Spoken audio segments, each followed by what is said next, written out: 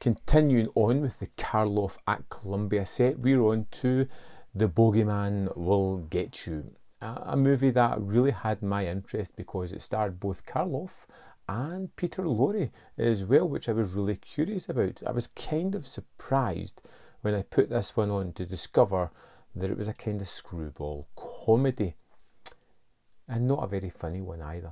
It was a little bit lacklustre in the way it went about his jokes and gags. And we have Professor Nathaniel, which is Karloff's character, who is this kind of old, eccentric professor who has this house, doesn't really care too much about the house itself, but does about its inhabitants, and is selling the property. This young woman comes in out of nowhere like a breath of fresh air. She just loves the quaint, run-down nature of the house and wants to buy it, to do it up, to use it as a kind of hotel.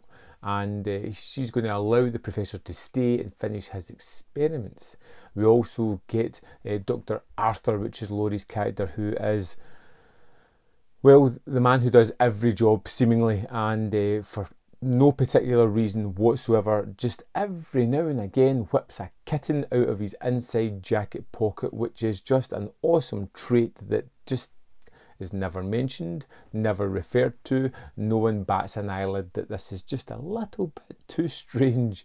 But it turns out that the professor has an experiment, and he's trying to get a salesman down into the basement where he can use them for his experiments, and he may have killed several people by accident. Now the doctor, Peter Lorre's character, decides that, you know what, is worth investing in. There could be some strong possibilities that this device that the professor has made could be worth a lot of money. So he helps him get people to experiment on and dispose of the bodies later on. And of course we've got a handyman that's living there, and a kind of maid that's living there as well. We've got the wife, the person who's bought the hotel, and her husband are kind of running about as well. And they've got one tenant who seems to be acting a little bit strange. It is at its heart a screwball comedy, and it does have lots of moments where people are bumping into each other, getting the wrong opinion, who miss each other by seconds, and perfect comedic timing.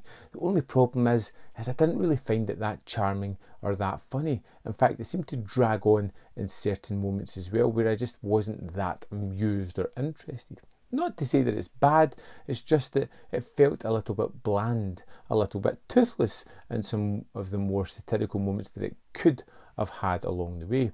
This is Karloff kind of playing against a lot of his mad scientist roles, and in those roles he knows exactly what he's doing. Here there is a certain level of naivety and earnestness to his character as he is doing something for the greater good, without the sort of common sense to realise of all the bad that he's doing in his place. It's a small price to pay to get to that big win, so to speak.